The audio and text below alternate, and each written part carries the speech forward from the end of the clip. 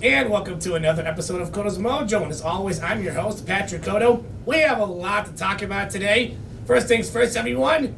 Codo's Mojo is recording in a different studio today. We're not recording in the Codo house today because our kitchen is being redone. So it gives us the opportunity to come to the home of the stock car spectacle. Our good friend Ian Georgeso on Codo's Mojo for the third time. Ian, welcome. Hey, thanks for having me, Pat. I always love being on the Codo's Mojo, and glad to have you in the Stock Car Spectacle studio. Oh, we're glad to be here too, Ian. Now, Ian, for your podcast, Stock Car Spectacle, I saw that there's some big news for the Stock Car Spectacle. Why don't you tell us what's going on? Yeah, we just announced that we're going to be having Ashland Heddens Racing with us. They're in the Central States Region Super Cup Series, so they run here in the Midwest a lot. They run at Grundy County Speedway. They run up in the Wisconsin Dells, and they do all that, and their shop is in Godley, Illinois. It's kind of near Joliet, so it's about a 30-minute drive from if you're in like the kind of Chicagoland area, so it's not too bad. So we're going to be following them around. We're going to be sponsoring them. We're going to be recording their whole season, filming them, and just having fun with them, seeing what it's like to work with a real race car team. Speaking of race car, Ians, you know what this weekend is. Buggity, buggity, buggity, let's go racing Daytona style, boys! Daytona 500! Oh my goodness, NASCAR is here. Yep, the Daytona 500 is only 3 days away now. So Ricky Stenhouse Jr., he won the pole for the Daytona 500. Qualifying was this past Sunday. And Alex Bowman, he drives in the 88, which Dale Jr. used to drive. He'll be starting up on second in the front row with Ricky Stenhouse. We had it's kind of the Busch Clash. It's an exhibition race. It was this past Sunday. It's a 75-lap race. It's not for points or anything. It's just for money and for a trophy. So it's basically like a bragging rights kind of race. And by the end of the race, it started with 18 cars, and it went down because there was so many wrecks. There were 6 cars left that finished the race. It was a complete demolition derby of a race. So that was pretty fun. Then we had Eric Jones, who only has a few wins in his Cup career, went on to win this race with a destroyed car. Like, the thing looks like it belongs in like a big car dump. It did not belong in victory lane for sure, but he made it up there. But yeah, I can't wait for the Daytona 500. We have the duels that are tonight. It's the race that qualifies you in for the Daytona 500. So this race will kind of show where guys will be starting for the Daytona 500. And while we're talking about NASCAR and the Stock Car Spectacle Studios, this will be the very first episode of Codo's Mojo where you actually get to see some of the behind the scenes of how I do it. I obviously got the microphone, my laptop, little soundboard. Unfortunately, our guest interview will not make it this episode, but you can catch that one on Podbean, Spotify, Google Play Music, Apple Podcasts.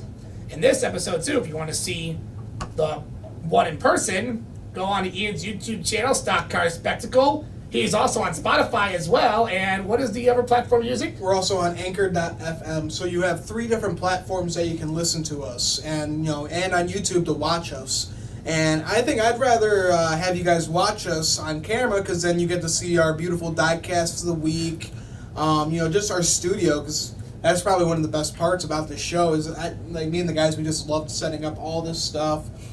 Some of the stuff like this picture right here, the Josh Palicki picture. My buddy Mike got one on Twitter, and it's signed from the driver, so it's pretty cool. We get to hang this kind of stuff up in here.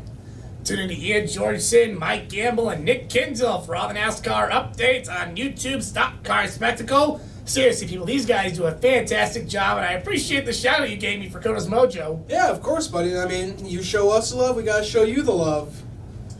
No doubt about it. Now back to NASCAR. Here's one big thing for this year. Jimmy Johnson is going into his final season of NASCAR. I really don't pay much attention to NASCAR, but if there's any name brought up, it's either Jeff Gordon, Tony Stewart, and of course Dale Earnhardt Jr.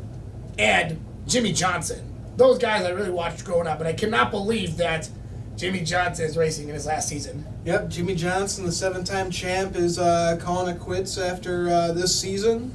He's going to be chasing 8. He's going to be going for his 8th championship, but it's going to be tough for him because his last win was in the spring of 2017, so it's been a long time since he's gotten a win. He's been on a really bad dry spell of just having bad luck and just not getting the races that he kind of wants or the speed that he's had in the past. So it's really difficult to see him go through this, but I don't think. I do think that he's going to get like a win or two before he retires, because that's how Jimmy Johnson is. He's a winner, and he doesn't deserve to go out, like this. So it'll definitely be sad to see him go through his last season. But man, he has had a great career. I mean, 7 championships, and he got 5 of them in a row. Unbelievable. Probably one of the best NASCAR drivers of all time, right next to Dale Earnhardt and Richard Petty. Jimmy Johnson's been behind the wheel since 1998, and knowing you, Ian, you would definitely be happy if he beat out Kyle Busch. I mean, honestly, I'd be happy if anyone beat out Kyle Busch. But the thing about Kyle Busch, I respect him as a race car driver, but he's not the guy you want to go up and say hi to and all this, because I don't know. The experience I've had with him, he's been a little sour towards me, I guess you could say, and he's just sour towards a lot of people, so...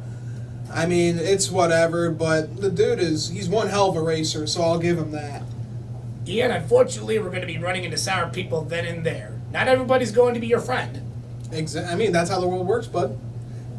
No doubt about it. But no, it's going to be an exciting year for NASCAR, and it's always fun to start off with the Daytona 500. And since we're going to be talking a lot about NASCAR races, this won't be the first one this won't be the last one we're going to talk about. Because obviously we got the Talladega race, the Chicagoland Speedway, the championships coming in November 2020. These races, it'll be here before you know it. Oh, exactly. I mean, it's the longest season of any sport, but it seems to go by so fast. So, yeah, I got a lot of fun races coming up this year. They kind of changed up the championship format, or not the format, where the championship race is going to be held.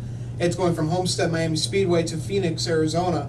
So that'll be a cool way to kind of switch it up and have claim a champion in Phoenix. So that'll be pretty fun to do. But, yeah. Ian, I want to ask you this question. You brought this up a lot on Codo's Mojo. Have you ever gotten that Natalie Decker jersey yet?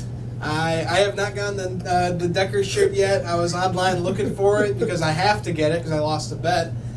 But could not find any in my sizes, so... I don't know what to do about that. I told the boys, but they keep telling me I got to get it, but I can't find any that's over an XL. So if someone can find me it, then sure, I'll wear it.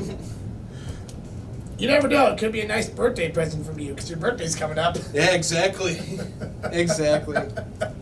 But the Daytona 500, this Sunday, it's a 200-lap race. And for the past few years, NASCAR has kind of broken down racing into stages now. So stage 1 is 65 laps, stage 2 is 65 laps, and the final stage is going to be about 70 laps. The race starts at 2:30 p.m. Eastern, 1:30 here at Chicago time. It's going to be on Fox. It's just going to be one hell of a race. And if you want any favorites to go for this race, you got to go for Kevin Harvick. He's been hungry for a plate win lately. Denny Hamlin, he's probably the best restrictor plate racer of all time. Well, not of all time, I would not say it, but as of right now, he is the best plate racer. He's looking for 2 Daytona 500 wins in a row. He already has 2 Daytona 500s. And then Ryan Blaney, he's a really good plate racer as well. He won Talladega last year. And Matt DiBenedetto, he has had a lot of underfunded rides in the past few years, and he's finally moving up to the Wood Brothers, which is probably a really, really great team. They're teamed up with Penske Racing, and he led the Daytona 500 last year. So now that he's with a better team, I can definitely see him going on to do much better things this year and possibly even winning the Daytona 500. And Kevin Harvick is also one of Ian's favorite drivers, so definitely show some love for Kevin Harvick. Oh, yeah, without a doubt. He's got Busch beer on his car this weekend, so it's going to be a great race. Busch beer is also the favorite beer that Ian loves to drink. Exactly. Hey, got to support my favorite driver. Especially with Ian's favorite beer.